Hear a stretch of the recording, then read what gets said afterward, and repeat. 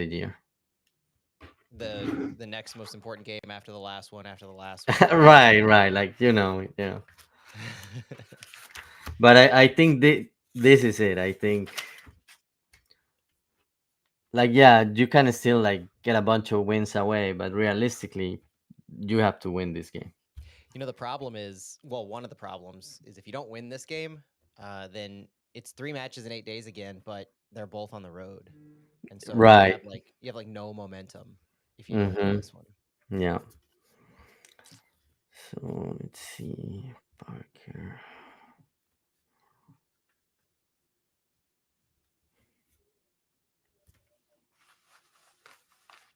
I assume we're live right now. I can't actually see. It doesn't Yeah, say. it shows. Yeah, at least on what I see, it says live. Okay, we'll wait for Stu before we get going. Okay. Can't forget our old buddy Stu. This should be a fun one though. I was looking at injuries and getting annoyed at how healthy Vancouver has become. I was trying to Oh count. well. I was trying to count back. Yeah, I am. I'm surprised too, Santi. You don't have a single Colombia paraphernalia behind you. True. True. You wore it all the other night, didn't you? It's all in the. It's all hung up to savor in that 1-0 win. I guess. I almost said it's in the wash, but you don't want to wash it after that. You Good. can't. Yeah. Good point. But yeah, I think I still have a shirt or two that I haven't worn, but I have to now. I have to think what I'm gonna wear on Sunday. Because yesterday's kit that I wore was new. It was actually the women's kit, the one they use in the recent World Cup, and it was made specifically for them. And Oh, I was able to get one, and I said I'm gonna wear that in the semifinals. But now I don't I'm know being if I told I'm a should. little. I'm being told I'm a little quiet. Hang on, real quick. I'm gonna try to fix that. Okay, okay.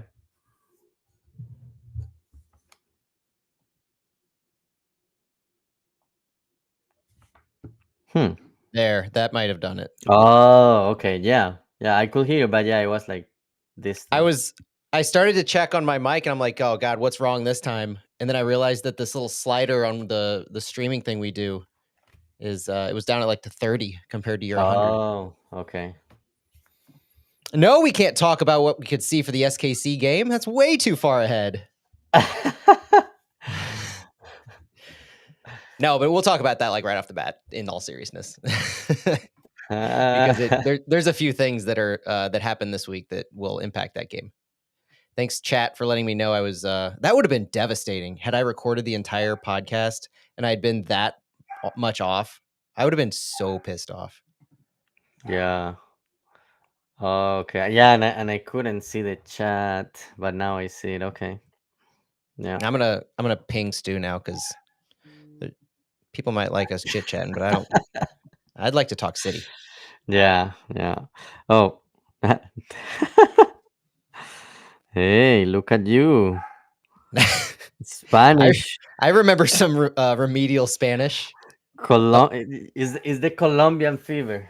it is. ¿Dónde estás, Stuart? Nice. I like that.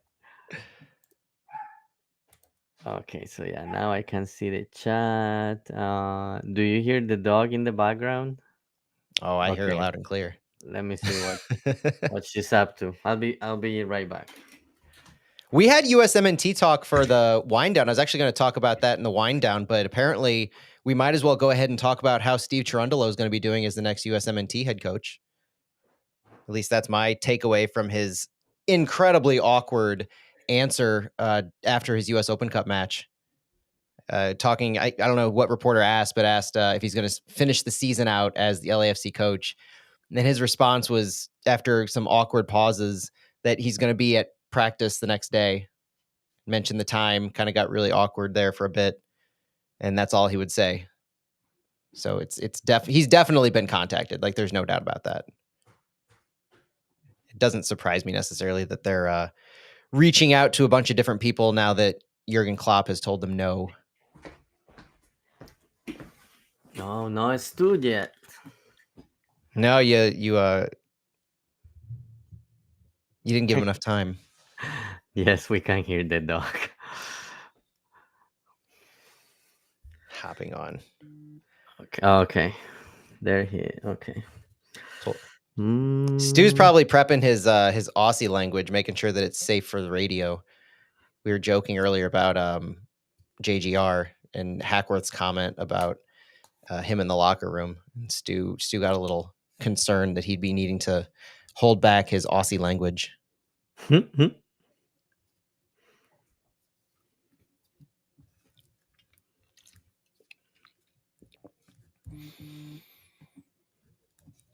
don't know. It's gonna be this is gonna be an interesting one. I was looking back at the last few Vancouver matches, not just the one from 3 weeks ago or 2 weeks ago, but I was looking to the ones last year, and I have a fun stat that I'm gonna drop uh, probably midway through the show that it really hasn't been either team at full strength at any point since they faced each other. I think there might have been one game last Mm. season, but it's been kind of weird how that's worked.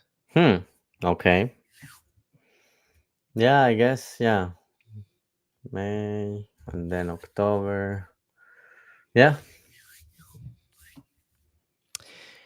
They did win their midweek match. Yeah, Vancouver's going to the Canadian Cup Canadian Championship, Canadian Cup, whatever that is. I think it's called They, Canadian Championship. Canadian Championship. They beat Pacific, so they will be playing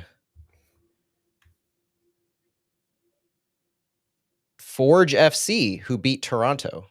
Oh, wow. Yeah, how about that? Wow, they got off to a 2-0 lead just 14 minutes into the game. Wow, where is Forge? I'm not. I don't know. Hamilton, Canada. They play in Tim Hortons Field. That's awesome. Hamilton, Canada. Where is that? Is that close? Is that close to Toronto? I would assume. Yeah, it's pretty Yeah, close to Toronto. that's in Ontario. That's in that Yeah, area. that's Yeah. right near Buffalo, Toronto. I wonder who gets to host that one. Yeah. No idea.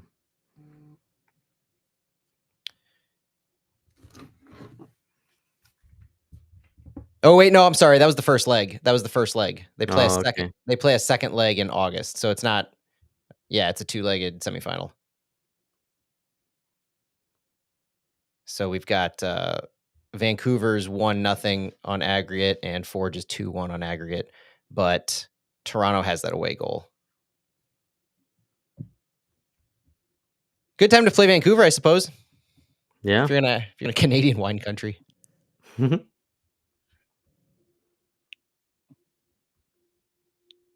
Good to have the Flyover Footy logo with us. Hey, Stu. There it is.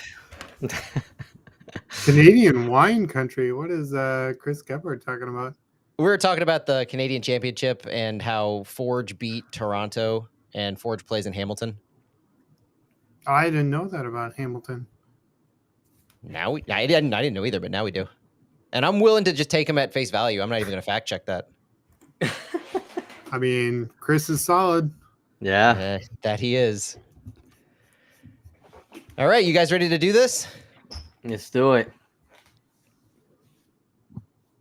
All right, I'll bring us in.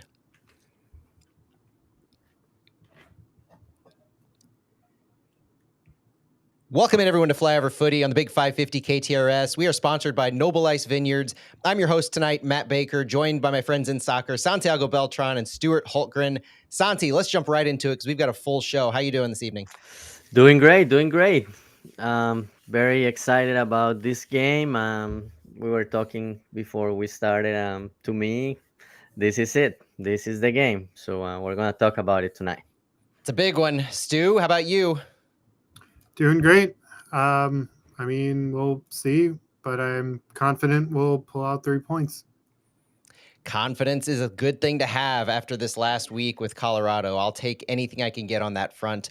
Guys, let's jump right into it with some player updates before we get into our Vancouver preview. This might take a little bit because it has been a topsy-turvy week when it comes to St. Louis City players. Let's start off with some good news, okay? It's the topsy-turvy week has gone from Roman Berkey leaving the last game with back spasms to not appearing at training on Tuesday. Fast forward to Thursday, and he's there. Not just Roman Berkey, but Edu Leuven as well has rejoined the team in training. Coach John Hackworth had good news for us. He said they both look good, and he's very positive that they'll have them available for Saturday. Now, with Roman Berkey, I think the implication is that he'll be ready to start. That's my takeaway and what we can expect from him. He was in goal in practice, in training on Thursday, looking good. Edu Leuven is a little more cautious, I think. Hackworth said on Edu Leuven, if you're going to start, in theory, you should be well enough to go the 90. So we'll have to determine. He said he felt great. So Hackworth seemed a little cautious on whether Leuven is full 90, capable of starting to that point. So something to consider about Edu Leuven as you're creating your starting 11s for this upcoming week. Other positive things are Joachim Nilsson. He's been back in training this entire week, Tuesday, Wednesday, and Thursday, training with the team. But John Hackworth was a little bit guarded in his availability to start. Hack said that he seems like he should be good to go. I think he should be good to go on the match day roster. But Hack said, quote, he looks great in training. He noted, Hackworth, that he'll be asked to defend a guy like Brian White, 1v1, going at 100% sprints. And Hackworth says, when he tells me he's 100%, then I think he's available and ready to go 90. There's a chance he could be. So Joachim Nilsson, I would expect him to be on the match day roster. It seems like it's a little 50-50. We'll have to get another day in, see how Joachim feels, whether he's 100% ready to go, because as we'll talk about later on, these center backs for St. Louis City are going to be tested big time. Switching from the good news, we have Klaus and Alm. I don't think anybody was expecting them to be available, but confirmation they are still going to be out with their MCL sprains. Rasmus Alm, though, was running a little bit this week outside individual drills. Didn't see Klaus, so he's still a few weeks behind, as his injury was a few weeks later. On our new arrivals, we have good news. Cedric Teuchert is in training. He has been training all week with the team. This is his first full week and second week with the team in training. I think we're progressing to a time where we could see and really talk about Cedric Teuchert starting, or not starting necessarily, but at least seeing the match day roster 7:20 against SKC, that first game he'll be available. That's something that I think the team is progressing towards from what we're hearing.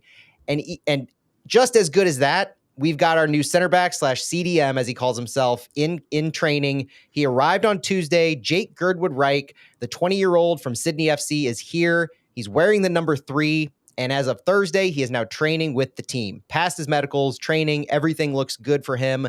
SKC might be a reach. Things are going to have to progress pretty quickly for him. Maybe seeing the matchday roster for SKC, but it's easy to see Leagues Cup. That Leagues Cup first match on July 27th against Dallas could be a target for him. John Hackworth said it's good to have him. Guys are making a lot of Australian jokes in the locker room, so that's fun. Marcel Hartl, not here yet. Hackworth says, I keep bugging everybody I can in the building to try and get him in as soon as possible. No real update. Couldn't give you an answer for when he will arrive. Though we do want to point out that Diego Gigliani noted to you, Santi, at the end of during the Wednesday San Jose game that it should be what looks like end of this week, beginning of next, if they still stick with that kind of timeline. So Santi, all of these player updates, all these notes, what do you make of it, both for Vancouver and beyond? Positive. Trending in the right direction.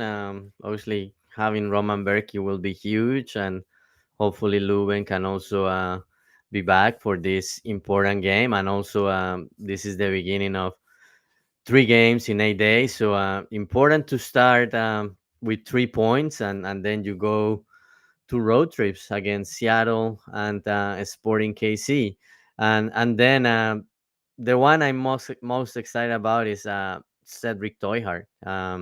Like I think he will get his introduction to the league against the Sporting KC, and hopefully it will be a good one. And Nilsson, yeah, great that he's trending in the right direction. I'm not sure if he will get any minutes on Saturday, but we may see him midweek against Seattle.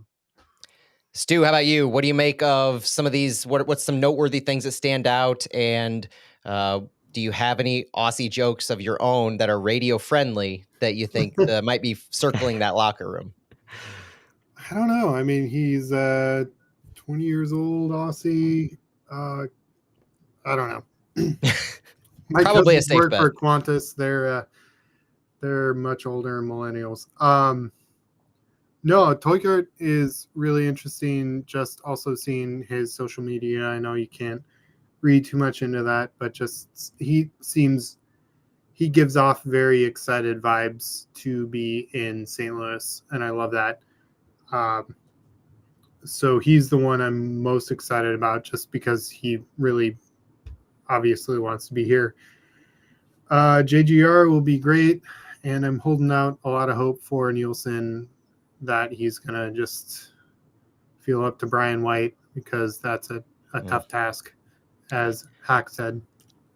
Yeah, as we're going to get into, if Nielsen's not available to go, we're going to have to count on Tim Parker and probably Michael Venzel, maybe Josh Yarrow, but they have a lot to prove. Let's be honest. There's no sugarcoating. Hackworth didn't sugarcoat how bad their transition defense was against Colorado. There's a lot that they're going to have to make up for, a lot that they're going to have to prove against both of these players, Ryan Gauld and Brian White, whose names are going to continue to pop up in this episode. Let's look, guys, at the last time we played Vancouver real quick. I titled this episode in our live stream and probably on our podcast, Twice in 3 Weeks, somewhat of like the ultimate revenge, or not just a normal revenge match. And the reason is the last time we played them was just 2 weeks ago. So, or 3 weeks ago, depending on how you look at it. We were up 2-0. It ended up 4-3 them. Ben Lunt was in goal. Anthony Markanek, Jake Nerwinski made up our center back combo. Edu Leuven was at the 10. Things were crazy from the St. Louis perspective all over the place. We were at that point riding, I want to say, a 9 or 10 match winless streak. Things were looking abysmal to the point where this was, of course, Bradley Carnell's last match as head coach of St. Louis City SC. The goals were so funky throughout the game. You had a blown worldie at the beginning. You had PK from Edu Leuven off a handball in the box. You had Sebastian Berhalter with this huge pass over the top that Jake Nerwinski and Anthony Markanek both had a touch on, ended up deflecting into goal. You had a second goal that was also a header from Jake Nerwinski, basically right to Brian White, trying to defend another transition. You had a pretty good goal from Vancouver from a wide right cross. You had a very good goal from a wide left cross down on the ground. Indy and Thor took on Vancouver 3v6 in the box is what I counted for that final goal. Yeah, just a bunch of weird stuff going on. Brian White's hat trick is the thing that I walk away from as pointing to why they're so dangerous in the moments that they scored these goals. But was there a lot that you guys feel, Santi, I'll start with you. Is there a lot that you feel we can take away from that last game a couple weeks ago, knowing just how funky our lineup was, that we were riding this winless streak and it was on turf in Vancouver? Definitely the first 15, 20 minutes. City was doing great. They scored early. And I think scoring early is going to be important this Saturday, set the tone.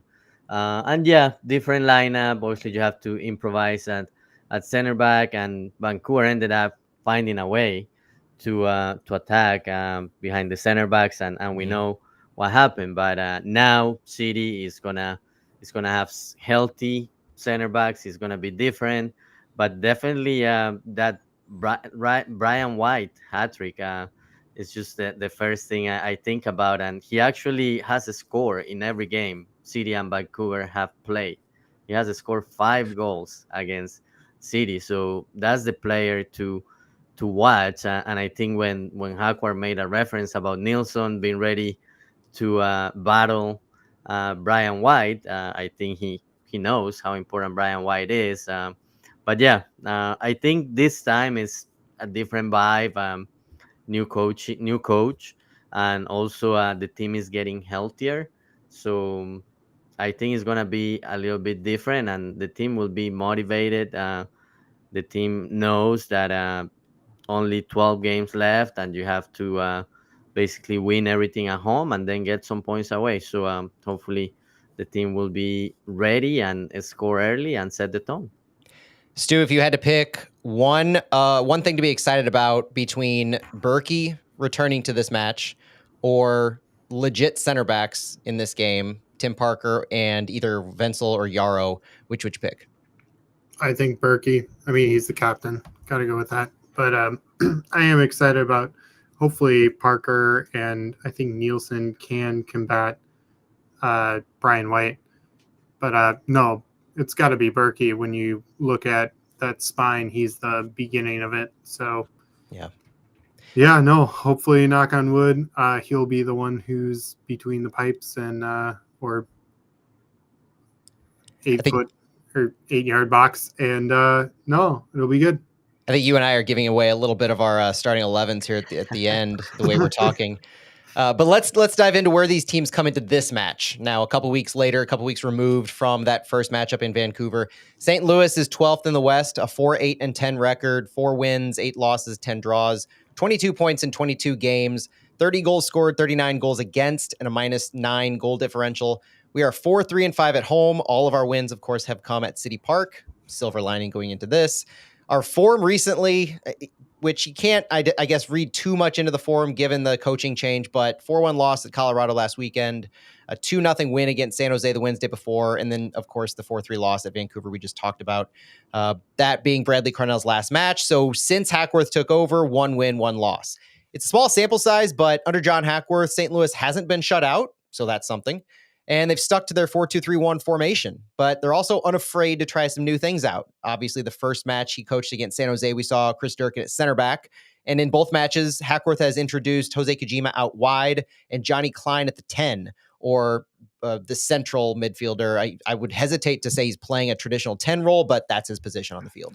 The latter two, like I said, persisted in both of these games, so something to watch for in Vancouver. And the Whitecaps come into this 6th in the West on a 9-7-5 record with 32 points. So they have 10 more points than us. In 21 games, they played one less. +5 goal differential, 34 goals scored, 29 goals against. They're 5-4-3 on the road.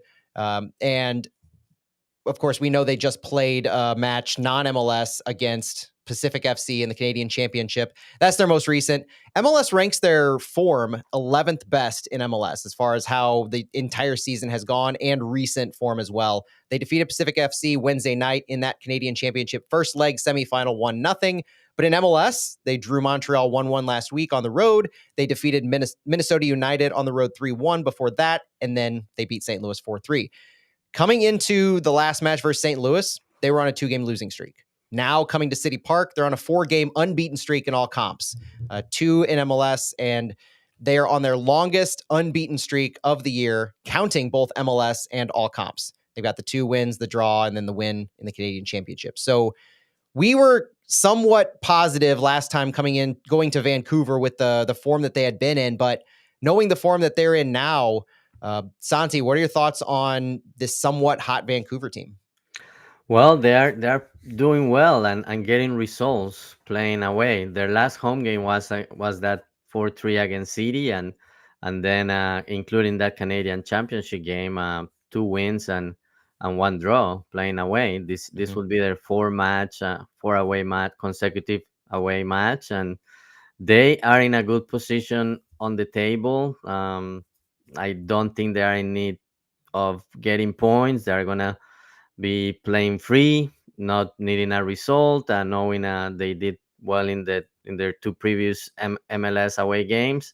So yeah, they, and as you said, longest streak of the year, because they have been up and down, and Mhm. even before playing City a couple of weeks ago, they weren't doing well. So I think they have a lot of confidence. And you also, I'm probably getting ahead, but you also mentioned that they are also healthier than last time. Mhm. That they are. And Stu, looking at St. Louis, what do you think we might see from them as far as, I don't know, different tactics, things Hackworth might keep consistent that actually worked from the past few games? Well, we're still feeling out what Hack wants, and Mhm. we're getting healthy. I mean, I would love to see. I'm a defense first guy, so I build from the back, and seeing how we respond to Gold and Ryan Gold and Brian White kind of determines how we press ahead. But what players are available is at the beginning for me. But I would really like to see if we attack that right side a bit more and utilize Totland if we can. But we'll see. It's definitely playing to their weaknesses, you could say. Vancouver does play wide. They play in their own half a lot. They're not very aggressive. They love their set pieces. They love attacking set pieces. They'll play a little more defensively if they have the lead. but they do leave some of these wide spaces open. And it's because Vancouver plays usually with a 3-5-2. We're familiar with how they play from a couple weeks ago, but this 3-5-2, like Bradley Carnell had said a few weeks ago, is one of the things that Vanni Sartini just does. Like, he's consistent, and the way that he runs his teams out are very consistent. So there's a lot of good tape for Hackworth to look at. They do leave some of those spaces wide open in the wide areas. I think this does provide an opportunity for Thomas Totland, but with, like Stu said, Ryan Gauld and Brian White leading the line, playing off each other, there has to be that defensive mindedness, whether you keep a fullback back, whether you keep a center defensive mid back. St. Louis is obviously going to try to play off the counter, but Vancouver does that too. They play off the counter. One of their goals scored against us last time started from, I would consider, a high press turnover, but it was more of just an interception at midfield. It wasn't necessarily pressing a single player. They were just doing well in this zonal marking system. The last time we talked about this, we're repeating some of the things, but it presented itself so well for us to see in the last game that I think it's worth reiterating. The way that they defend is zonal marking. They have their three center backs in kind of a flexible 3-4-3 or 3-5-2. They'll drop an attacker back into midfield into more of a mid block. I wouldn't classify it as a low block, but their focus is defending space more than man marking. And so the idea being the whole team contributes to the defensive side. This allows them to intercept the ball more. This allows them to read the spaces a lot better. And for a St. Louis City team that likes to spread the field a lot, this does provide what we saw last time, which is an opportunity to turn the ball over and then quickly move. And when they move, the thing is, all they have to do is really get the ball to Ryan Gauld. He's so adept at controlling the ball. He's one of their top 5 leading passers. The guy can distribute like none other. And their leading passers are basically their defenders and Ryan Gauld. And they get the ball to him. He can score just as well as he can distribute. And Brian White, Santi, you mentioned 5 goals against St. Louis, is very clinical, especially against us. Unfortunately, guys, they're all healthy. We were looking at injuries earlier, and while we were talking about the laundry list that St. Louis has, Vancouver is basically healthy. Tristan Blackman may be the only player who's really out due to a groin injury that is meaningful to them. Ali Ahmed is still with Canada, so he's out, just like Kyle Hebert is still out for St. Louis.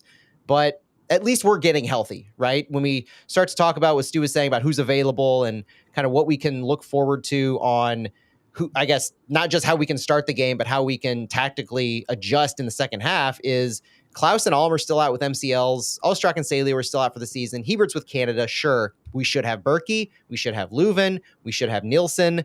And so if you look at some of these subs that have been happening in the second half, most notably bringing in Josh Yarrow and Anthony Markanek as our subs down by 1 against Colorado, trying to make a difference, changing form more than anything because you just don't have anybody available. I look at the return of Edu Leuven and Joachim Nilsson. Nilsson is defensive-minded, sure, but the return of Edu Leuven in particular doesn't just give us what Edu Leuven offers, but it gives us a little more flexibility all around, adding in an extra attacker, an extra midfielder. You can use Chris Durkin differently. There's a lot of flexibility to go with that. So when you guys look at not just the formation and the approach that Vancouver has, the availability of St. Louis, where are some of your biggest your eyes drawn to biggest difference makers? Stu, I'll start with you on this one.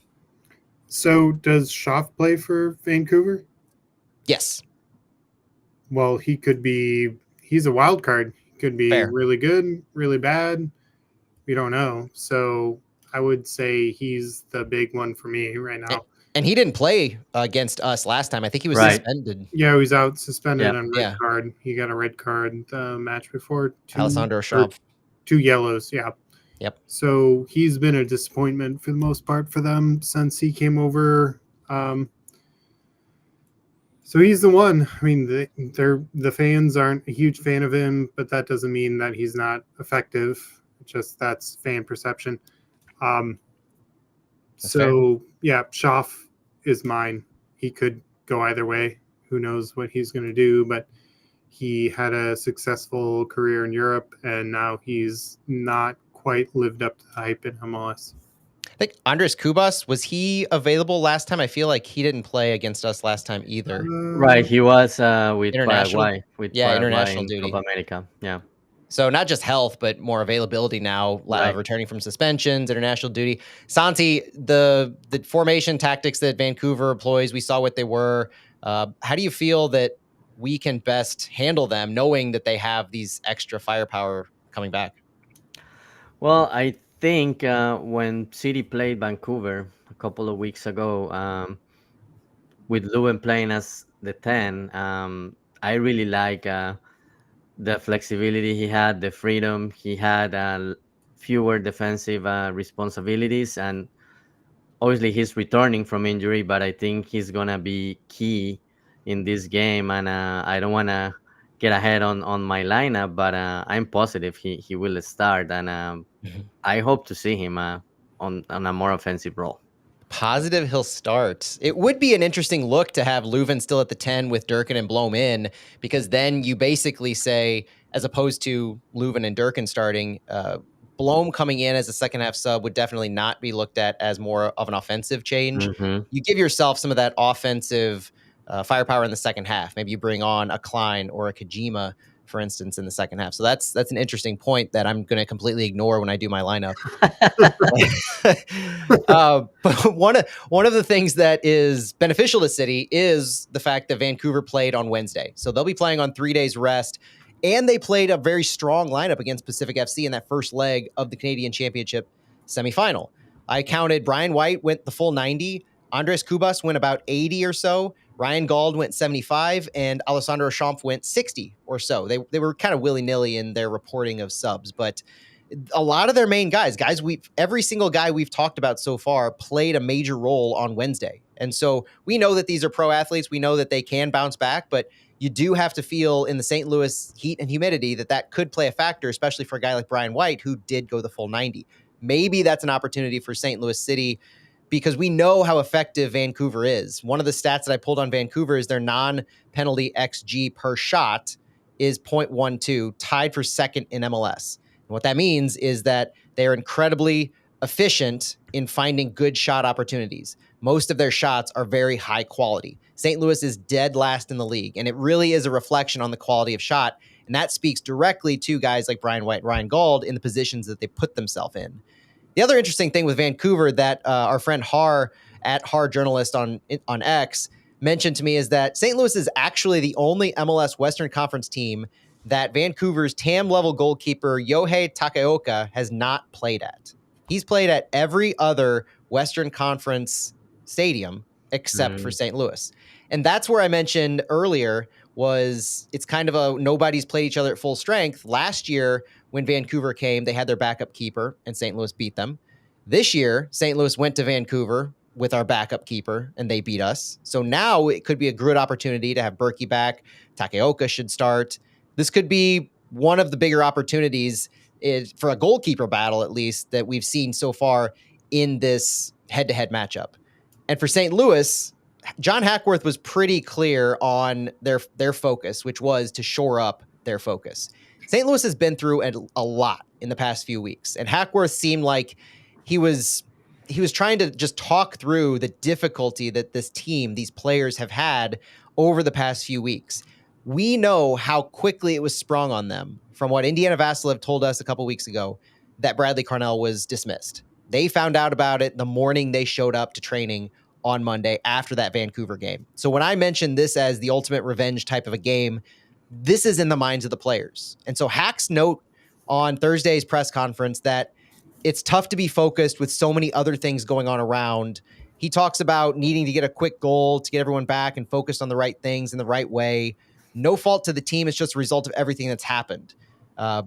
Hackworth really seems like he's working this team through all of their mental anguishing, I would say, just as much as getting them physically and tactically right to go into Vancouver.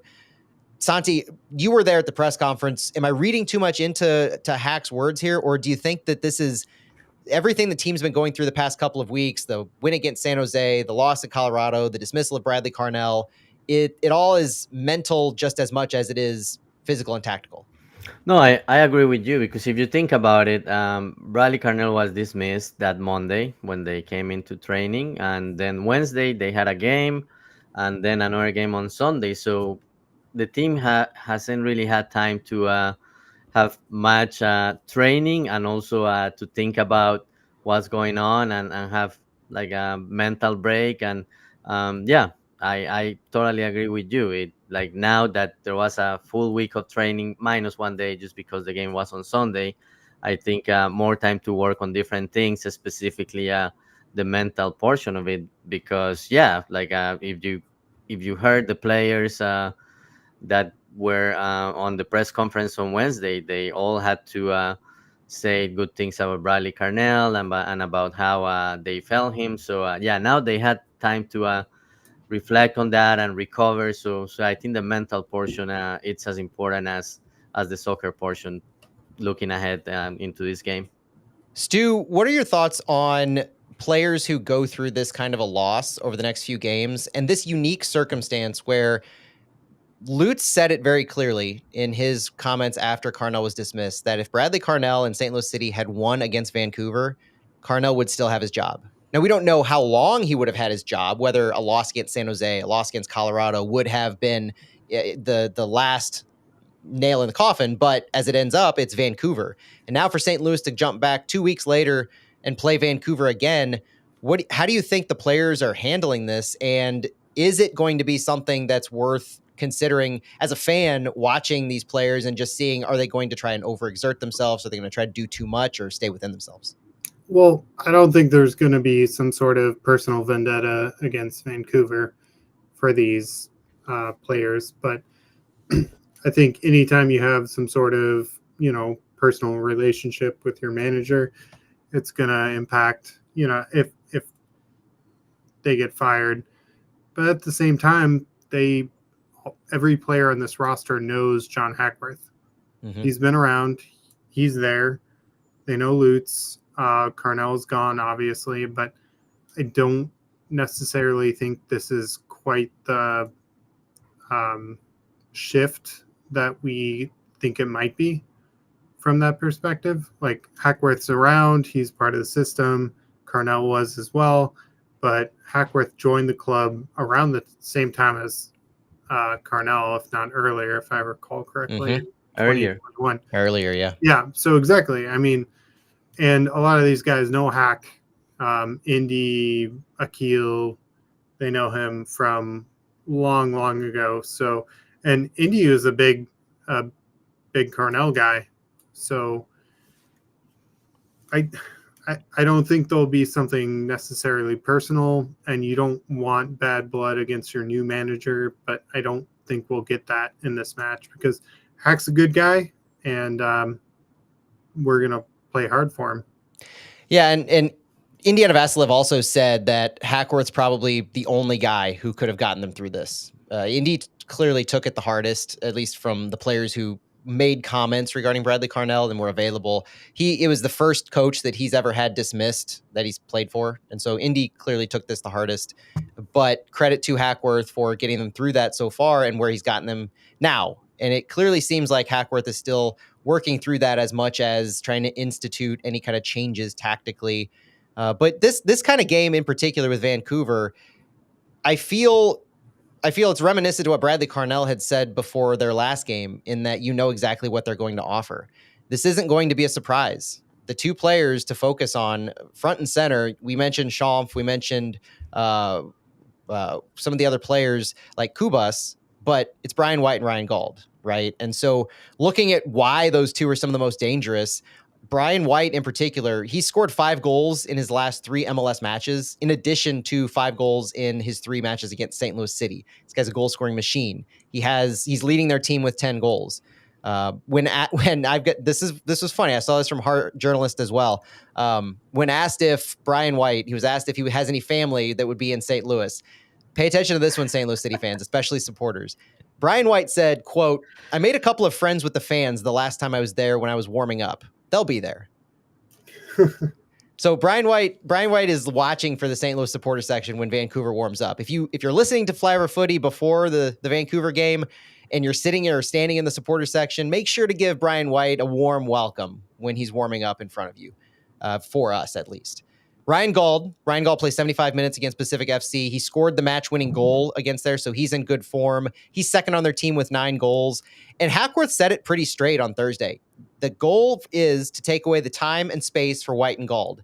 You take away the Ryan Bryan show, he said, not give them what they want. and he noted their quality and being able to come up with something different on the fly. But it's an objective of St. Louis City to take those two out of the equation. And taking those two out of the equation, to me, puts the focus squarely on the shoulders of our center backs. Do you guys see any reason why the center back shouldn't be the focus of this game in controlling Brian White or Ryan Gauld? Santi, is it strictly you have to keep that transition defense, focus on those two center backs in the back line, or is there some other way that St. Louis can try to control these two? No, definitely a transition defense, and we saw it. We saw it a couple of weeks ago. Vancouver, knowing that St. Louis didn't have a true center backs, and yeah, Jake Nerwinski had some experience as center back with Vancouver. But one thing he actually noted this when I talked to him this week. He said it was different because in Vancouver he played in a three back system, but Mm-hmm. when City played Vancouver, it was a four in the back, so it was something different, and also not having experience playing with Anthony Marcanic. Mm-hmm. So center backs would be the key. The fact that St. Louis has healthy center backs, and maybe Nilsson will be back. If not, Yarrow is healthy. I think that will be key to take that time and space from Vancouver that John Hackward mentioned, and contain Ryan White and Brian White and Ryan Gold. I always get them confused. Ryan Bryan, just say Ryan Bryan. Yeah. Stu, we've talked a lot defensively, and I want to take a cue off of Joseph Iliff in our chat about how we can score against Vancouver. We scored a few times really against them, but they weren't more traditional type goals. You had a worldie from Blom, you had a PK from Leuven, and then that last goal in garbage time almost was probably the more traditional St. Louis goal, a transition goal. Indy worked his 1v1 magic out wide and got it to Thor. We were down in numbers, but is there a key that you could see, whether it's the midfield, whether it's the way Klein and Kojima work together, and what Knut Thorsen needs to do? How would you characterize what we can do to score multiple goals against Vancouver? Well, I don't know about multiple, but I would like to. Fair. But as far as single goals, yeah, I'd like to see Klein work with Kojima up through the midfield. I absolutely love to see Leuven. Are we not spoiling our starting 11s? It's okay. We're minutes away. Yeah, I'd love to see. Honestly, I think a real key is going to be a spectacular set piece. I just love that Kojima goal, going back to his first one a few weeks ago. But Klein down the left side, cutting in to, I'm going to say Totland in the middle for the first goal. I like that because the fullbacks have to get in behind. That's one of my keys to the game. The fullbacks have got to get high and in behind their wingbacks in an effort to draw out Vancouver center backs. If you can imagine their three center back system. They've got the wide wingbacks out. You get Totland in behind one of their wingbacks doing work and pulling out one of their center backs, creating space for both Thor and whoever the 10 is, whether it's Klein or Kojima or Leuven. I think that's going to be a key way that we could score goals. Also, creating some of the high turnovers by meeting wingers 2v1s. If they're going to progress the ball out on their wings and they're going to use that as a primary means of creating chances, then use your center mids to attack those wingbacks in conjunction with your fullbacks. Create those high turnovers using overloads on those sides. St. Louis, at least under Bradley Carnell, they loved their overloads on the wings. Get back into that. Because Jabulu Blom often, when he's the 6, will either stay centrally or go into the channels. He doesn't often drift out wide to the wings. I think there's an opportunity, whether it's Blom or Durkin, to meet them a little more wide and prevent them from getting down towards the St. Louis end line. And my last key to the game, I guess, would be play the full 90. Hack's point about playing 80 in Colorado, playing the second half in Vancouver, and all of those. In previous meetings, St. Louis scored 4 first-half goals against Vancouver, and Vancouver has scored 7 of their 8 total goals against St. Louis in the second half. Couple this with St. Louis having a depth problem, I think there's a lot of concern in how the second half's going to go. All the more reason to jump out early for St. Louis, because the lineups we're going to get into talk about some of the issues we're going to have still, even with the return of Berkey, Nielsen, and Leuven in some of that attacking depth in the second half. So, guys, are you ready to do our starting 11 and maybe a score prediction? Let's do it. Stu, why don't you go first with your starting 11? All right. I'm going to go bold on this one. I'm going to say Berkey, Totland, Parker. I'll say Nielsen will feel good enough to come back for 90. Marcanic, Durkin, Leuven, Kajima, Klein, Indy, and Thor up top. Counting a 4-2-3-1 again? Yeah. Nice. I've got a pretty similar starting 11. I went with Berkey, Totland, Parker, Wenzel, and Reed. So I have, obviously, like we talked about earlier, I don't think Nielsen is going to be ready to go the full 90. So the way Hack mentioned it, I'm going to go cautious on that regard. And I'm running the Jaden Reed train. I was so cautious after that first game. I was not willing to give in to the hype. After the second game, before he had his contract signed, I was pretty all in. And at least that point, I was like, all right, last supplemental roster slot, sign Jaden Reed, give him a chance. I know it backlogs our left back spot so in such a manner that I was frustrated by the fact that we're not signing a big name. We tried to sign Nicholas Stewart, didn't work out. But we still have Marcanic, we have Akil Watts, who plays left back now, and Kyle Hebert out there. So 3 kind of left back-ish players on our roster. And now we're saying we're going to use another spot, final supplemental on another left back. It took me a while to come around to it, but I'm there. After seeing him in 3 starts, I am all aboard Jaden Reed. Give him as many chances as he can until either he needs a rest or he can't go again.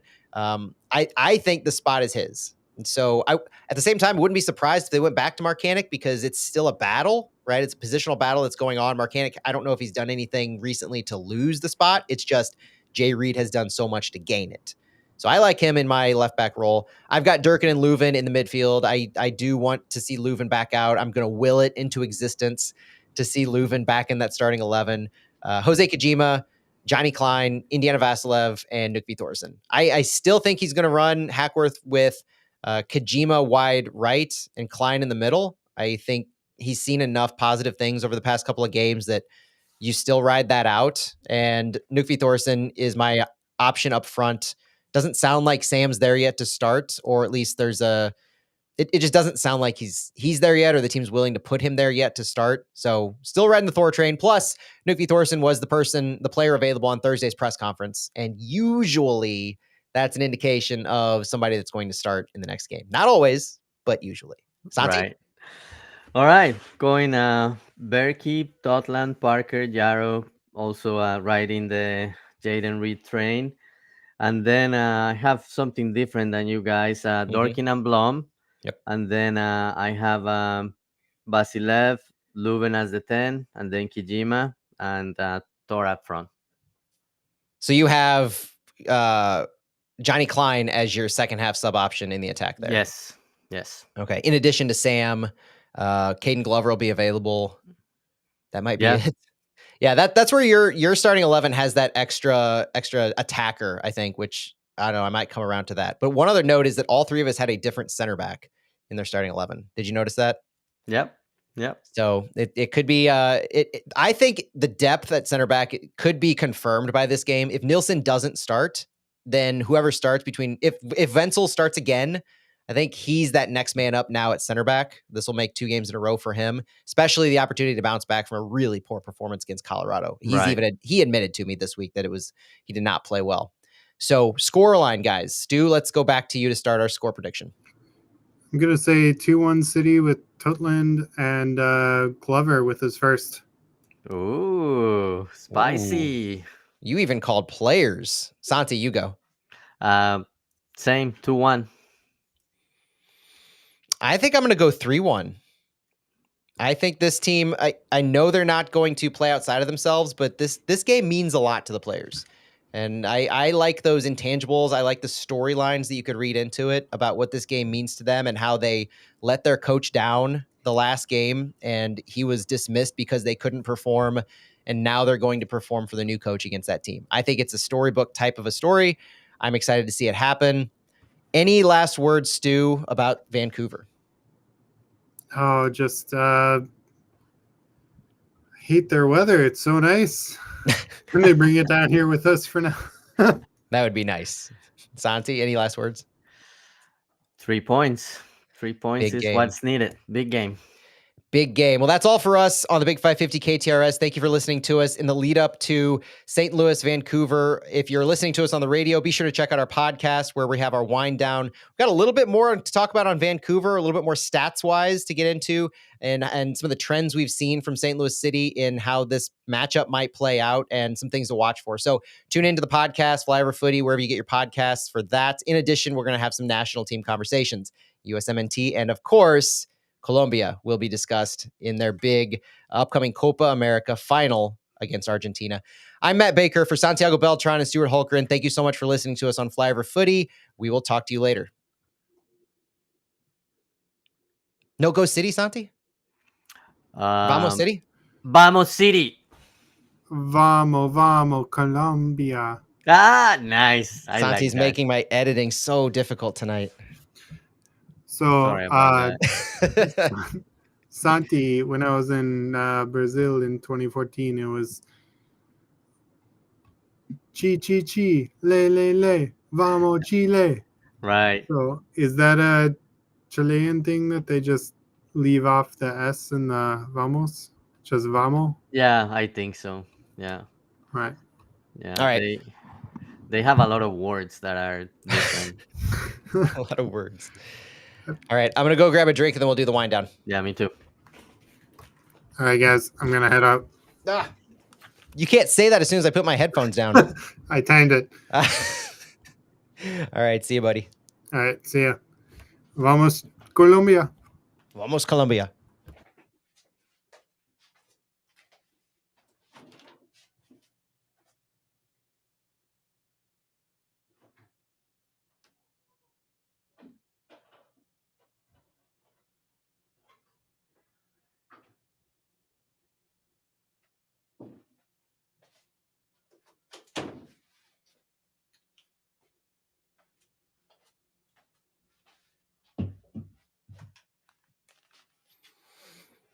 Stu always making his Irish exits. Never fails.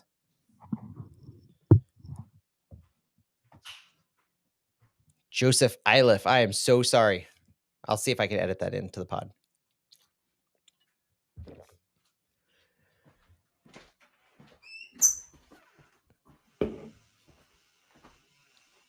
Trying to look through the chat to see if there were any questions we didn't get to, especially about City's offense. Because we do have some City Vancouver stuff still to talk about in the wind down. If you have any questions on City's offense, toss it in.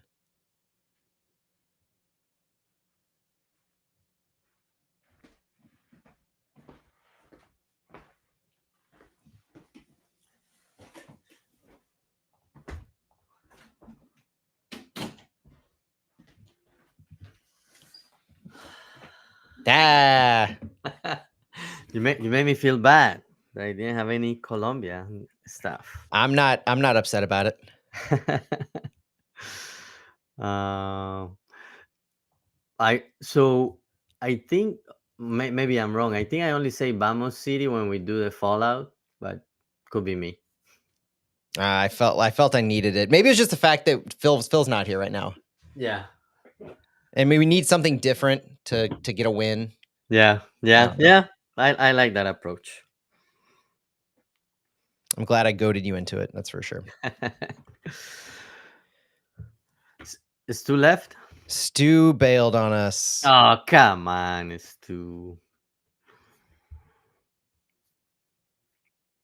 Okay, you ready to do this? I figure we'll. I think we'll do some City Vancouver talk and then get into USMNT, and then I'll let you talk about Colombia a little bit.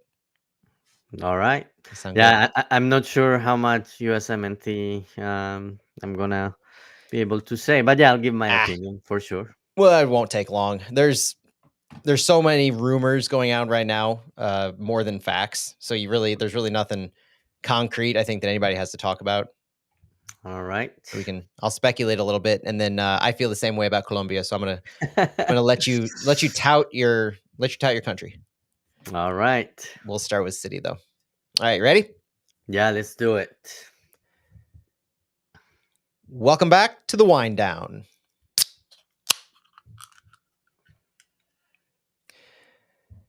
It's a Zwickle this week, Santi. Phil always asks me when I pop that open, what you drinking? So I just have got to open. It's a Zwickle. Okay, I'm going a traditional but select. Ah, very nice. So we do have some City Vancouver stuff, some things to clean up. I always put too many stats, too many takeaways, and so I purposefully tried to keep it clean for discussion in the first half. But if you're joining us for the wind down, I don't think you're going to be upset with more City talk. One of the things that I was looking at was overall St. Louis City offense coming into this, and between Klaus and Thorson and Sam's appearances, Caden Glover and Brendan McSorley's cameos, our quality has not improved at any point this season, except for that San Jose Earthquakes game. I was looking at our XG over the course of this entire season, and I'll start with the Rapids and work my way back just a handful of weeks because it's basically this entire losing stretch. We had one XG against the Rapids, just 1.0. San Jose, we had 3.3 with our 2 goals that we scored against them. And then from there on back, we didn't touch 2 XG since the Chicago Fire game, the last time we won. Oh, wow. That entire stretch from LAFC on May 15th down to Vancouver on June 29th, we could not top 2.0 XG. It was in the less than ones for a couple of those games, and it's just been abysmal. So I asked a question before we started back with the wind down of if anybody has in our live stream chat questions about the offense. And it was Chris Gebhardt, I think, that said, where is it? And so, yeah, that's where we are right now is we need to find some way to create chances consistently from what we're doing. And we have to do it ourselves. We can't rely on the quality of our opponent. What we said on our fallout again after San Jose is that this was a necessary win because it elevated us above the worst team in the league. San Jose is quite clearly the bottom of MLS, and there's no equivalent. And so our beating them and beating them wholeheartedly, absolutely all around defeating them, was just showing that we haven't reached rock bottom in MLS. We are not at that level. But at the same time, you play a team like Colorado and you lose 4-1. You play a team like Atlanta United, who is near the bottom of the East, and you draw them. We still haven't separated ourselves from that second to last echelon, I feel. And so that's Hackworth's task, is figuring out how do you put the players in the best position, whether it's Klein in the middle or Thorson up top or Caden Glover, Sam up top, whoever it ends up being until we get Marcel Hartl and Cedric Toyherd in. But your point earlier about this being a must-win game, they've got to figure it out quick. Yeah. Basically, you mentioned the new players, but I think at that point it's going to be too late. This game and the 2 away games next week, I think that will be make it or break it for the season. If you start with 3 points, this game against Vancouver, then you have 2 away games. And I think I said it before on this podcast, but that game against Sporting KC away, to me, that looks like I don't know if I would call it a playing game or elimination game, something, but whoever comes on the losing end on that game, I don't think will make the playoffs. Hard to argue with that, but we got to get there first, right? Like Yeah, Sporting KC, they got to win here recently, and so I think they beat FC Dallas last week, and if I recall correctly, but they've started to pick up some points. They're definitely not turning it around, but we don't care as much about them if we do our own work, right? right. And coming from Colorado, Bilbo Swaggins in our live stream chat asks a good question. Why do you think we pushed both fullbacks so high in Colorado? Really led to some problems. Is this a Hackworth stylistic thing? And I think this was City trying to be offensive as much as possible. I think they were trying to trust their center backs is my thing. I saw at times some uncharacteristic work from our center backs in how you could say brave, you could say not holding their line very well, where either Michael Wenzel was going for a ball up beyond midfield and he whiffed. Tim Parker did that same thing that led to one of the goals. they didn't seem like they were working well together to hold their back line stable. And it led them to being outnumbered and outgunned in some pretty big disadvantages. That's one of the reasons they scored one of their goals is we ended up getting Durkin and Wenzel back to defend, and then they had a third player come back to score a goal. I think if you're going to push both of your fullbacks high, you have to commit your center defensive mid to help the center backs. And we didn't really seem to do that. And so if we do that again, moving both of our fullbacks high, I'm fine with it because you're attacking Vancouver in a potentially weakened area. In fact, St. Louis has been moving and taking more space in possession in the attacking end on the wings over these past couple of games. That's a trend I've noticed. Whether it happened starting with Vancouver, starting with Hackworth, whatever, over the past few weeks, St. Louis has relinquished some of the possession percentages in their own defensive half around the midfield area, but they've picked it up near their opponent's end line in that left half space. I actually regardless of the head coach, I kind of say this is a Jay Reed thing, where Jaden Reed is pushing himself so high up compared to where Anthony Marcanic or Akil Watts would have on the left, and definitely Kyle Hebert. But we've started to take more possession and even it out on that left channel near the end line. And so that if you're pushing your players that high up, whether it's your left winger, your left mid, or your left back, then you're moving that entire side up a little bit more. And that hadn't been something St. Louis has been doing. So Jay Reed offers more attack, more quality on the ball. Absolutely. If you saw some of his footwork against, that was just marvelous work against San Yeah. Jose and Colorado. But he offers that. At the same time, you have to figure out how you're going to cover defensively in transition if you're going to have him move that high. And my answer would be the center defensive mid needs to do a better work on the defensive side. But you're not going to have Thomas Totland stay back. He needs to be that free flowing open space guy who, if you're going to draw the defense to the left side, like St. Louis has been doing the past couple of games, you leave him open for some of those runs that you can switch the ball over to. You can find him in space and keep him going. It's just covering, like San Jose didn't offer quality that we really had to contend with, but our center backs did such great work along with our center defensive mid in preventing them from getting the ball into really our attacking or a defensive half.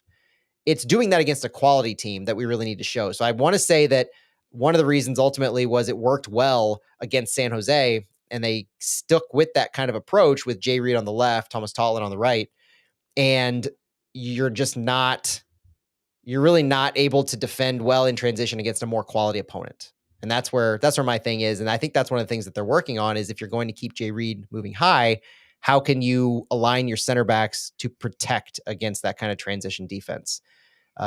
Vancouver themselves, though, if you were looking at their style of play, if you were looking at their directness to goal, their volume of passes per sequence, they're most like FC Dallas in how they measure up. They have the second fewest successful take-ons, meaning they won't dribble around St. Louis defenders.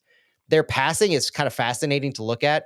They have the 13th fewest passes in MLS overall. So City doesn't pass the ball, but Vancouver also doesn't pass the ball very much volume-wise. Vancouver, if you look at the types of passes, they have the second fewest completed short passes. So they don't work the ball around in tight spaces, passing the ball around to break a press in that way. They have the sixth most medium passes, 15 to 30 yards, and the fourth most long passes, 30 plus yards. They beat the press by beating the press with the ball in the air. And that's what we saw from Sebastian Berhalter for their first goal, is sending it long for Brian White. That's the kind of thing that we can expect from Vancouver.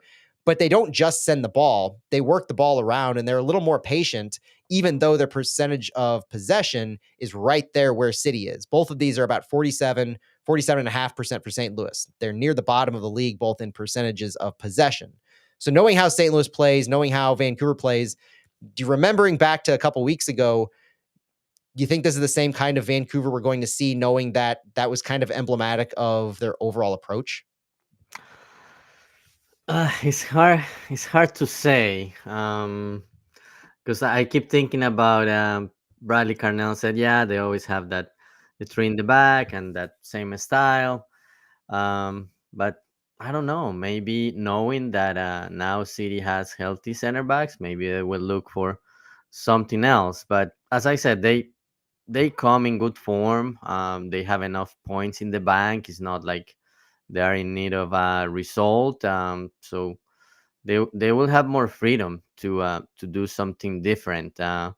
But just if you think about it, they don't change much. But maybe they will do it for this game, knowing basically everything that we said. The center backs will be key, and now they are healthy. Maybe they will find another another area to play around. But it's hard to say. One of the things I'm going to be watching for is how many set piece opportunities we get against Vancouver. Looking at the overall stats in just Vancouver's style of play, they do not give up very many penalties. They don't give up very many fouls. They don't give up very many dead ball sequences. They have, like I talked about, their passes. They are also last in MLS in dead ball passes from free kicks, corner kicks, throw ins, and goal kicks. It's an interesting stat because they are near the bottom of the league in fouls and fouls drawn. So they really play a clean game, and so it's kind of fascinating to me because St. Louis tries to get themselves in positions to draw fouls. They try to get themselves in a position to create dangerous set piece opportunities. And how much is Vancouver going to be wanting to push up enough to try to foul them or to try and take the ball when that really doesn't seem like their style of play? So how well St. Louis can draw fouls in attacking areas may be just as much of a factor as anything else. And if they're going to be as aggressive as they usually are in putting themselves in some of those spaces. We know that they've been more adept recently at taking the space given to them. It's Edu Leuven, especially when he's in the midfield in the attacking half, he'll see space in front of him and just take it. They work themselves into tight spaces. It's not just Nico Gioacchini and Aziel Jackson who drew fouls consistently in those attacking areas. All of our players do that. And that's kind of been a hallmark. And so when you do that, now you have Edu Leuven back on the field, who should be a corner kick taker. He should be a free kick taker. And that's the biggest quality we have. He is the player that you can trust more than anyone else to finish those free kicks. And Indiana Vasilev will continue to deliver crosses. Jose Kojima could do that if he's starting on the right side. And then if we can get some of those open areas wide in behind their wingbacks, I think that kind of gives us that opportunity. The one thing I really like, though, is Jaden Reed, when he was delivering service here recently against Colorado, I really liked where he was placing the ball.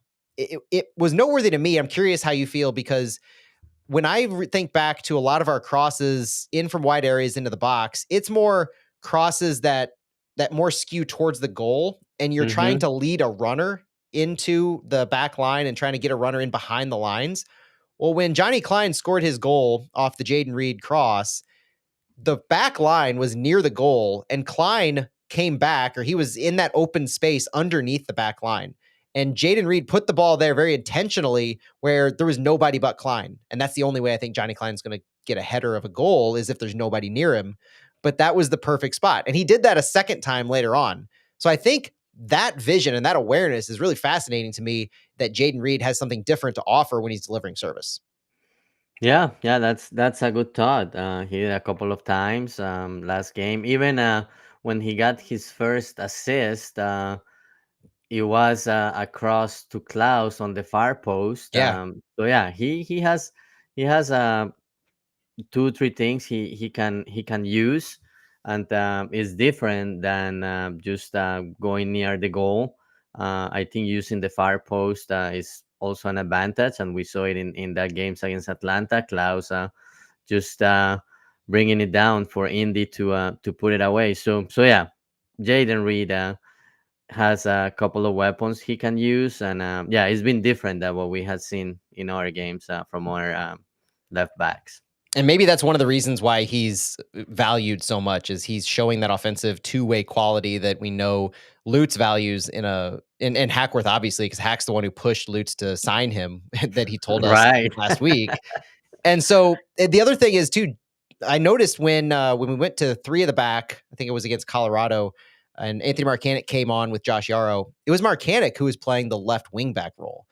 Jaden Mm, Reed dropped back into the left center back. And so yeah. that tells me also that you trust Jaden Reed and his defensive responsibilities and defensive spacing just as much as you do in a typical scenario with four at the back, that he can push up high. And that's kind of exciting as a prospect for him in particular, that Anthony Marcanic has I would say, a little more liability maybe defensively, especially after what happened against Vancouver last time, when he's been used in that role more as a center back type or defensive responsibilities exclusively. And so seeing that trust to Jaden Reed on the defensive side was pretty cool. Yeah, yeah, but at the same time, like Colorado score like right away, so Mm. hard to really know if he will be a good option there. Obviously, Hackworth, That was the one against Totland though, right? On that other post. true. Yes, yes, it was it was against Scotland, Team spacing though.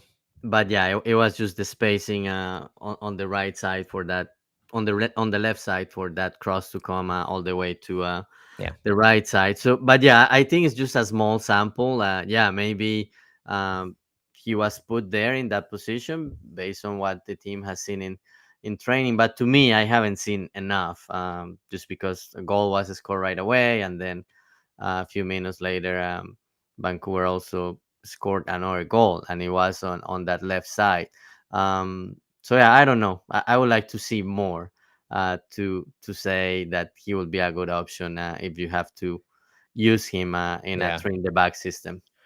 On the whole concept of trying to draw fouls against Vancouver and there being one of the lowest teams in the league, bottom 3 in fouls committed, St. Louis is third in the league in corner kicks, and St. Louis is second in the league in total crosses. So these are core things that St. Louis does in creating chances. It's like when you think of one of the exciting goals that we had most recently, the Alex Langer special, that free kick type of a situation. St. Louis does put a premium on free kicks in the attacking third and corner kicks as well.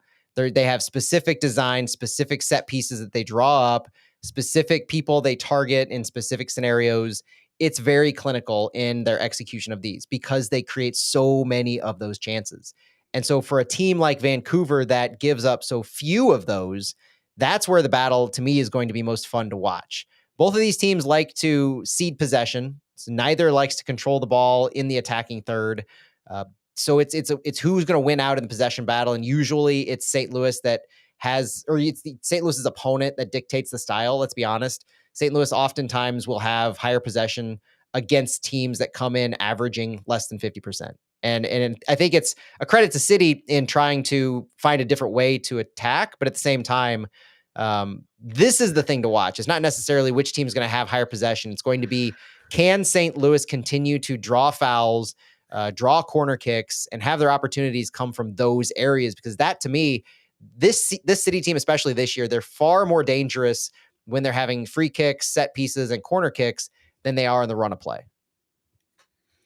Yeah, but at the same time, like last year, the team was more effective in those set pieces. So I think that's something Yeah. that is lacking this year. But I think having Edo Leuven back, I think will be key for those when those set piece opportunities come. Will be key, and also the corner kicks. Last game when he didn't play, that was lacking. Like Akil Watts was taking the corner kicks on that side, and the team didn't really do any damage during that game with the corner kicks. There are a ton of stats that we could pull that shows the value of Edu Leuven holistically for this team, not just the number of touches when he's in versus where the touches go to when he's out. He leads the team in key passes by a country mile, and he hasn't played in near the number of games or had the near number of minutes. I like the shot creating action stat between the two teams because it magnifies this per 90. I love going down to per 90 because it takes away the minutes played. Ryan Gauld for Vancouver has 93 shot creating actions. This is an action that leads directly to a shot, like a pass, a foul, something that he's done to cause a shot. He has 93 for the season, and it's averaging per 90, 4.61. Edu Leuven has 63 shot creating actions for the season, leads St. Louis. He's averaging per 90, 6.27. That's well over 1.5 more shot creating actions per 90 that Edu Leuven has over Ryan Gauld. And we've talked about how valuable Gauld is in creating some of those chances, not just finishing them for Vancouver. So Edu Leuven is on that elite level. Whether the league wants to recognize it or not, he's that valuable. And there's a genuine argument to be made, I think, in who is more valuable overall to the team, Roman Berkey or Edu Leuven. Mm, Roman Berkey's the easy answer because, well, we know what Ben Luntz has done when he started. And I like the guy, but he's not been put into good opportunities and he's not made the most of his chances. And he hasn't had support from his back line in any of those. yeah, Both true.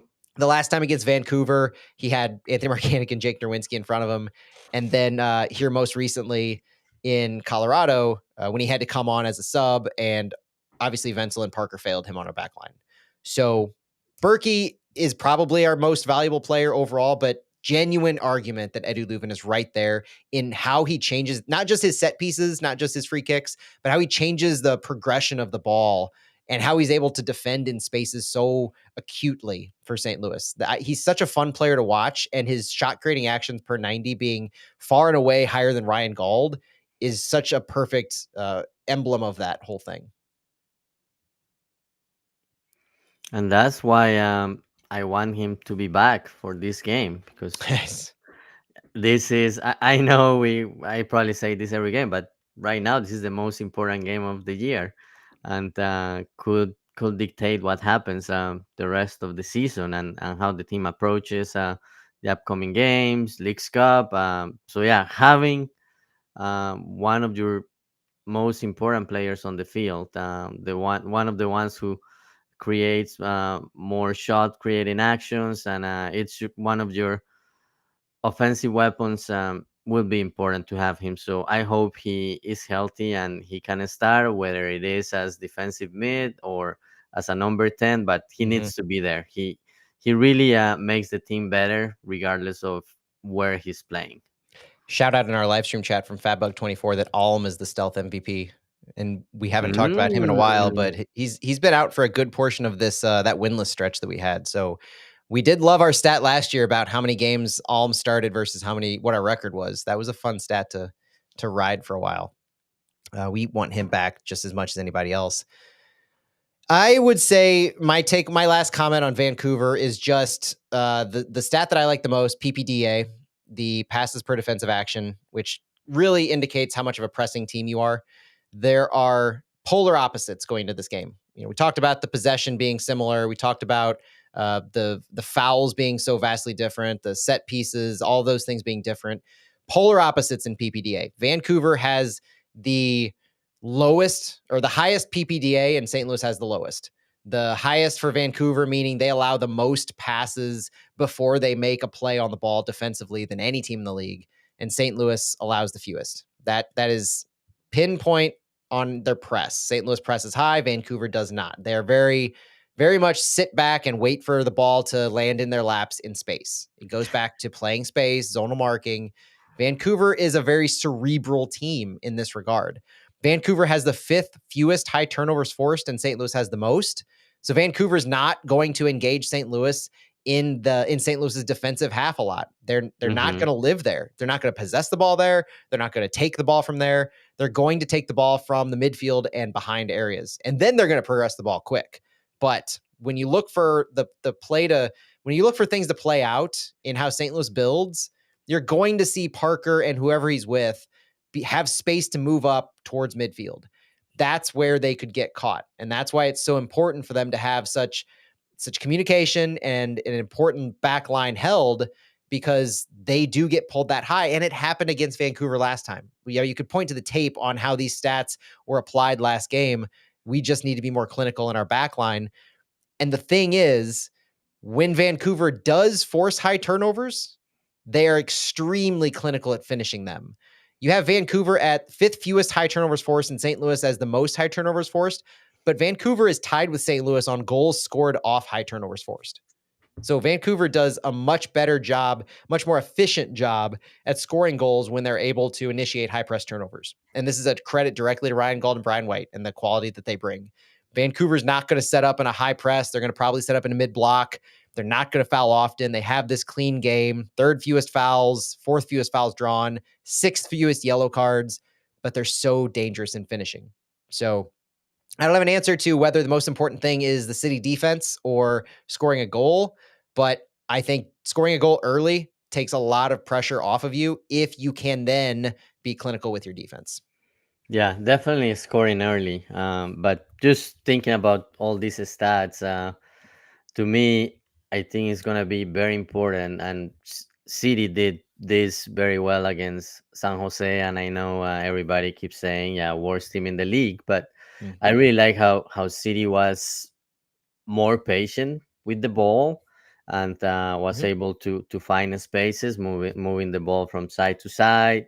And Vancouver, based on the way they play and the way they will not have the way they will sit back defensively, I think is going to be very important for City to be more patient with the ball and try to find spaces. And John Hackworth found when I asked him about that last week, he said, "Yeah, like being more patient and having the ball more. Also, it's important for whenever you're ready to repress and like you're ready instead of trying to recover."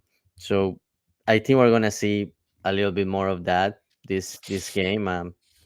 A team being patient with the ball and not relying so much on being so vertical and using a lot of long balls.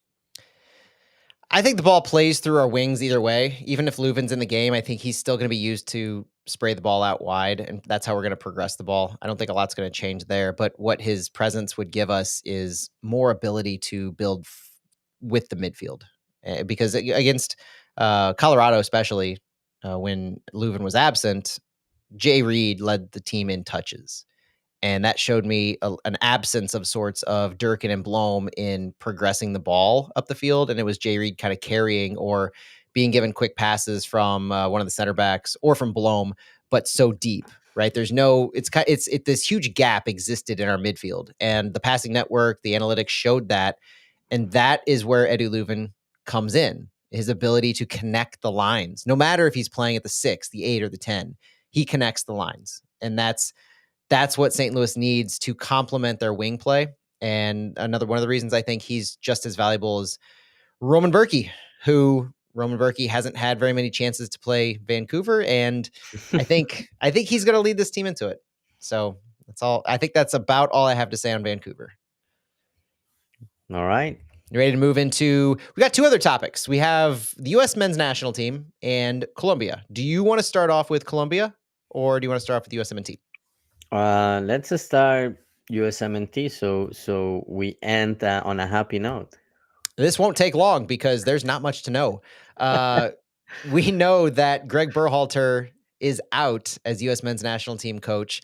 That is obviously no new news at this point for anybody who's a soccer fan living in America, not living under a rock. It finally happened on, was it just Thursday? Feels like it just happened today. Might have been yesterday on Wednesday. It feels Yesterday. it is Yeah.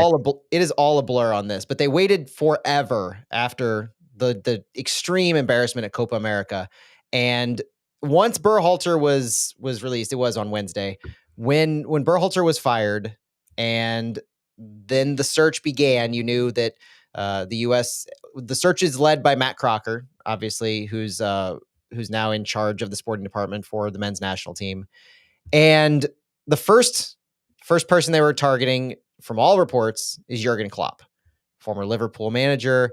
They have engaged him. I've read through intermediaries. I don't know if they had a direct contact, but the reports now are that Jurgen Klopp was engaged through those intermediaries, but also has no interest in coaching the U.S. men's national team at this time. He reiterated the burnout that he felt after his Liverpool retirement speech, but mid-season, that he's still in that phase, and so he's not going to pick this up. And it's unlikely that he's even going to consider a second offer.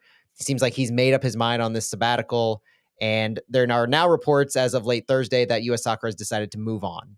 Mm. So, who are they moving on to? There are a couple candidates that seem to be popping up. I'm going to butcher the name. Hervé Renaud has been contacted. I believe he's with the French women's national team, and it sounds like U.S. Soccer is willing to offer him a pretty heavy contract after the expiration of his contract currently, but he's also received offers from Saudi Arabian clubs, and so he's rumored to be receiving an offer from U.S. Soccer. The other interested parties are Wilfred Nance's name has been Oh, thrown out there. So that's been an interesting um, MLS slant, as kind of a lot of people's only. I've seen a lot of people say that their only MLS coach that they would feel comfortable with for the U.S. men's national team is Wilfred Nance. And I would join in that conversation of I would definitely be comfortable with him.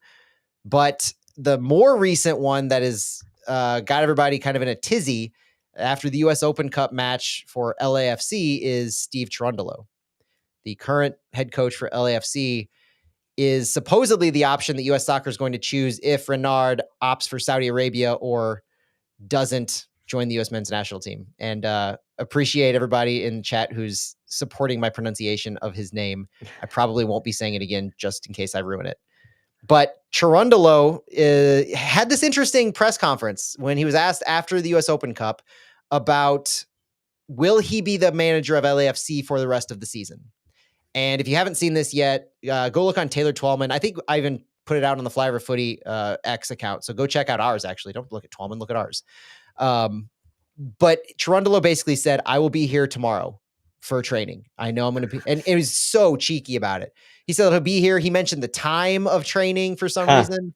It was like he was fumbling for words to not answer the question by saying, I'm going to be here when I wake up. And that's all he really said.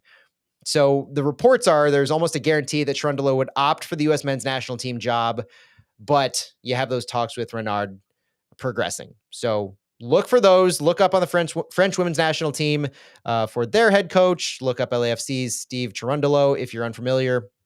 Haven't heard any rumors about Wilfred Nance, but I would like him over Cherundolo just from his ability to connect with the players and get the most out of them, which ultimately seems like I don't know enough about Renard, I'll be honest, to say one way or another, but it sounds like he's vaunted. And so I'm all for it. Like I would love that kind of a resume for a men's national team coach. But I do know a little bit about Wilfred Nance and his ability to get the most out of his players. And that seems to be what we need right now. Greg Berhalter really seemed like he had a penchant to be a buddy and care about his players' feelings to the point where he wasn't pushing them. I agreed so much with the comments when they lost in the Copa about uh, everybody seemed lackadaisical without really much of a drive, and it seemed like you have to put that on the coach for not getting the most out of the players because this, whether you agree with the calling the U.S. men's national team the golden generation or not, uh, you have to agree that this is one of the most talented rosters that we've ever had currently. And for them not to make it out of the group stage of the Copa America is a massive embarrassment. And in Berhalter, you have to look at the head coach as one of the reasons why they couldn't get the players to do what they need to do. Stylistic, systemic, formations, I don't know. But to me, it goes back to the head coach getting the most out of the players. And there's some scary parallels to Bradley Carnell with St. Louis City that we're all Mm. feeling right now, where good coach, players love him. He was successful at one point in time. Berhalter had his runs of success, but ultimately there was such a downfall at one point, such an embarrassment in a way that you had to cut ties because you couldn't believe that this was the guy to be able to get the most out of your players and turn something around. And so I saw what happened to Berhalter, and I was never a Berhalter out conspiracy theorist guy who was saying no matter what, I want the team to lose so that they'll sack Berhalter. I was never going that far, but it was clear that things had devolved. And looking back on it, you have to question Crocker for even bringing him back in the first place. That seems apparent. So I don't know, Santi. To me, it seems like Renard. It's Renard, Cherundolo, and everybody else. Yeah, I know this is coming from an outsider. I never understood why Berhalter was brought back, Yeah. and now you can see like USMNT lost time, and there is a World Cup in a couple of years, and now basically you have to get a new coach really quickly who can basically rally the troops with this generation that is so talented. After the 2022 World Cup, I was so high on USA just because they made the second round, young team, and just like a perfect opportunity. You are hosting the World Cup and you have an opportunity to make it far, and then you kind of fumble on the coach. First, it took a while to rehire Bell Harter, and Hmm. then I don't understand why that decision was made.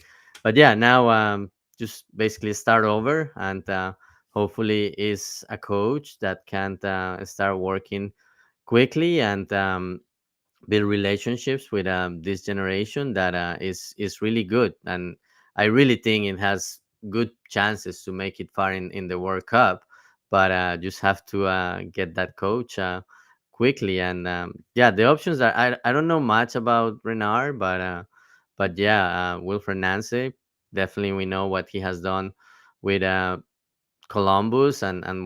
what he did previously with his other teams.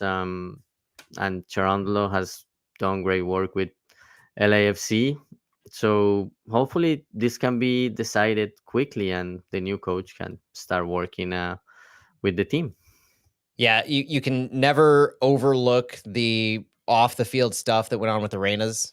And Mhm. I don't know if that is still something, but I do know that Gio Reyna liked the post I, about I, Greg I Berhalter saw that. on Instagram. That so and there's clearly still something there. There needed to be a fresh air. He should not have been brought back. That's clear in hindsight because now you've wasted time. Now you've gotten to a point where you have less than 2 years left to prep for a World Cup that is the biggest in the country's history. And this next hire is going to be so key, but it has to be so quick. And that's one of the problems is it has to, like, we have friendlies, 3 friendlies coming up starting in September. And the new coach to me needs to be in place in order to make those meaningful for the development of the program. But also you can't rush it into we have to make this hire by next week. Like putting a time frame on it that quickly, it does a disservice, I think, to your candidate pool. Like let's say Renard, I don't know when his contract's up, but let's say it's not up until the end of the calendar year.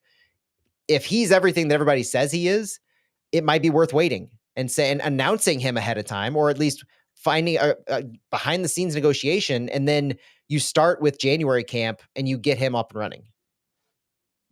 I think that's too late, in You my do, opinion. I, yeah. I think that's too late. I totally get that. I think that's the rock and the hard place that they're in because they gave Berhalter the second chance. Mhm. Is you're letting Nations League games and CONCACAF tournaments, Gold Cup be your resume when you Yeah. need to have your resume be we reached a semifinal or a final in Copa America.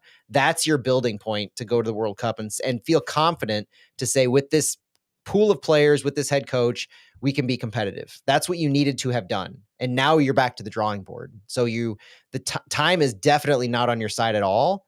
And you have to figure it out quick, but you have to hit a home run right now. Like you cannot miss with this next hire. And that's the biggest problem, the biggest pressure that Crocker and USSF is under.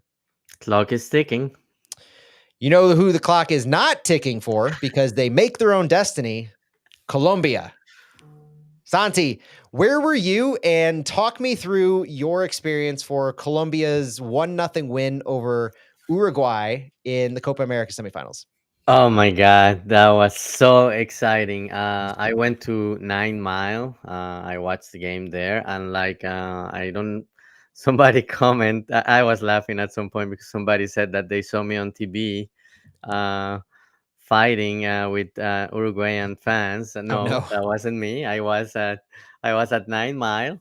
But yeah, it was a great atmosphere. So many people from Colombia, even or people that are not from Colombia, just wearing Colombian shirts and just cheering for Colombia. That was great to see. And Colombia had a great start, scored, and then things are starting to turn really bad, like a red card, and then Rios got injured early in the second half. One It of looked the bad there for a bit. one of the best players in this Copa America for Colombia, and it was like I was I was scared. I was like, well, 10 men. Then you have a key player also Hmm. coming out. I was like, I don't think the team is gonna be able to hold it for 45 minutes. But the coach, he really understood that he needed to hold that lead and make made great substitutions. Every time it's funny because every time he made a substitution, I was like, I wish. And I'm thinking more like when Carnell was here, I was like, I wish Carnell would have made adjustments so quickly as Nestor Lorenzo is doing right now. And it's funny because the team ended with five in the back. And I was like, oh, Hmm. it's ironic how much I talk about how great is the five in the back formation, and then Colombia ends up defending that lead with five in the back. That was great to see, but yeah, it was a nail biter until the end, and even Colombia on the counter attack had a couple of chances to increase the lead, but just couldn't finish those chances. But no, it was great. This team had a great run. I was very a little bit skeptical at the beginning of Copa America because yeah, the team came in great form, great undefeated streak, but a lot of those games were friendlies, and I always joke with friends like, Colombia is great in friendlies, but then when it comes down to the tournaments, maybe things don't go their way and they give up a goal they shouldn't give. But just yesterday's game is one of those games that 9 out of 10 Colombia will lose if they are down Yeah. to 10 men and For that lose. length of time. Yeah, and lose a key player, but the team held it up great, and now final against Argentina, it'll be a great chance to see James Rodriguez coming in top form against Lionel Messi and Colombia 28 game undefeated streak, and just going for their second Copa America after 23 years. Colombia got their only one in 2001, and Mm. a lot of people say that Colombia only got it because Argentina didn't go and Brazil didn't have their best players, just because Colombia was going through a hard time back then. That was a Copa America that was held in Colombia, so it will be great to get this one against Argentina, who is the reigning world champion and won the last Copa America. And I'm excited. I'm excited about it. And I also want to, I don't know if it is, it's hard. It's hard to say, but I want to say it because I have been very critical of James Rodriguez since Colombia didn't make it to the 2022 World Cup, Hmm. but he has really redeemed himself this Copa America, and a lot of my friends give me a hard time, like, "Oh, you have to make a public apology," because yeah, I have criticized him a lot just because he didn't come through if that in that World Cup qualifier, and in the last couple of years he hasn't performed great with his clubs. But when it comes down to playing for Colombia, most of the times, most of the tournaments, he comes through, and I hope he comes through again on Sunday and give joy to the Colombian people. And I'm just excited. It's exciting, even if Colombia doesn't win. It's just been a great Copa America, and it's great to see people excited about the national team again, and just with a World Cup and in a couple of years, and Colombia right now in a position to make it. I'm just excited about the future. So Lorenzo was hired right during World Cup qualifiers? No, he was hired right afterwards, Right after afterwards. Colombia got So he was who they eliminated. pivoted to. Yeah. Okay. Yeah, and the undefeated streak includes like 2 or 3 games from that World Cup qualifier that Colombia didn't make it. Okay. But yeah, he's undefeated. So the 28 games are not with him, but I think 24 or 25 are with him. And just a coach that when he was announced, like not like somebody flashy that Hmm. had a lot of success at national team level. His success was at the club level. He was familiar with Colombia because he was the assistant for Jose Peckerman, who took Oh. Colombia to the 2014 and 2018 World Cup. So he was familiar with the team, but he came from a club in Peru and he had done a great job. But at the time, people weren't really happy. But he's also one of those coaches that has been able to get the best out of the group. So you're saying if a team is struggling and they let go of their coach after an abysmal performance, and the hire isn't flashy, but they have a history of getting the most out of their players, that sometimes leads to good things. Yes. Okay, that's my takeaway that I'm going to internalize and use for my own purposes. But for Colombia facing Argentina in the finals, what are you expecting from that game? I'm expecting a close game. Argentina hasn't, like, yeah, they made it to the final. They did what they had to do, but it's not, they haven't been blowing opponents, and Right. yeah, they did what they needed to do. But even Canada, that inaugural game, had an opportunity to go up on the score. They just couldn't finish the chances. But yeah, I'm just hoping two two good teams going at each other. I think it may be one of those games that is gonna come down to the last 10-15 minutes. I'm not sure if Colombia is gonna get it. I hope they do, but Mhm. just Argentina is gonna be an emotional game too, because it's Angel Di Maria last game with the national team. That's right. Not sure if this is gonna be last for Messi.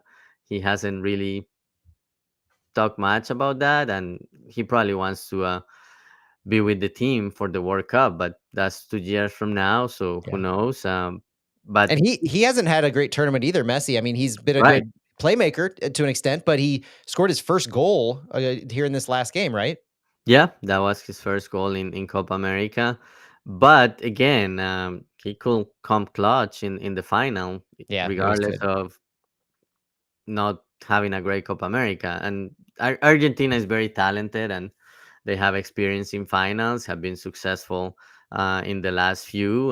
They won Copa America, won the World Cup, won the Finalissima against Italy. So yeah, they have the players that can turn things around anytime, and Messi can do it anytime too, regardless Mhm. of not having a great Copa America. So yeah, I'm just looking forward to seeing Colombia in a final, because it's been a long time. I was just thinking back to last Copa, like the last few Copa Americas, Colombia has lost in PKs a couple of times, and just the memory from the 2018 World Cup losing to England in PKs. I'm just looking forward to seeing this team playing an important game, because that hasn't happened in a while. And last question for you. Is Munoz out for this game because he had the red card? Yeah, he got the red card, but Richard Rios, even though the injury looked bad, it doesn't Should sound be. like it was that bad. Even Okay. I saw him after the game. He was like walking okay and celebrating with the team. So it looked like it wasn't as bad as it looked when he came out. Okay. Awesome stuff. Anything else you want to say about Colombia? Vamos Colombia. There it is. Colombia plays Argentina on Sunday at 7 in the Copa America final after Spain plays England in the final of the Euros. And for St. Louis City fans, you might want to split screen it, potentially keep an eye on Canada on Saturday for their third place bronze final game against Uruguay, where we hope Kyle Hebert will see action. Jerry Hayes is willing it to existence in our live stream chat because Hebert has not played at all so far in Copa America, and we need him to see some game minutes before he comes back to City. So will that into existence? Let's hope that happens. They play at 7 on Saturday. City game is at 7:39 kickoff. So we'll be watching plenty of soccer this weekend. Santi, anything else? Colombia, US, City, Vancouver. Well, goal Kai Hever. I hope he Yeah. gets some minutes. It's been a great experience for him to be with the team, but I think getting minutes in that third place game, and hopefully he will shut down Uruguay, and Canada can get a good result thanks to him. Here, here. And yeah, the crowds have been fun in Copa America to watch. Chris Gebhardt in chat notes that Colombia and Argentinian crowds have just been fantastic. So that's been a nice thing to watch. Both, I mean, Euros have been great, and Copa America has had their own flair of excitement. It's been really fun to watch. Yeah, like Colombia has looked like the home, like if they were playing in Barranquilla or in Bogota, like so many people from Colombia. It's been great to see the support. I think Sunday maybe 50-50, but there are a lot of Colombians in Miami and in Florida, Miami, so yeah. I wouldn't be surprised if it's more Colombians than Argentinians. I don't know. Is that the perfect spot in the U.S. for that final between those two teams? Definitely, yeah. Miami is the perfect place. It will be a great environment for sure. Maybe we'll see more fans from Colombia, but Argentina also has a good crowd and support. No doubt. All right, well, that's it for us on Flyover Footy. Thanks for joining us for City Vancouver preview, U.S. men's national team talk, and of course, the Colombia celebration as they head to the finals of Copa America. For Santiago Beltran, my name is Matt Baker. Thank you so much for joining us, and we will talk to you later. Vamos, Colombia! There you go. Thanks, everybody. Oh, good stuff. Thanks for joining us on live stream chat. Appreciate it. Have a good weekend. Have a good Friday, and go City. Please go City. I hope.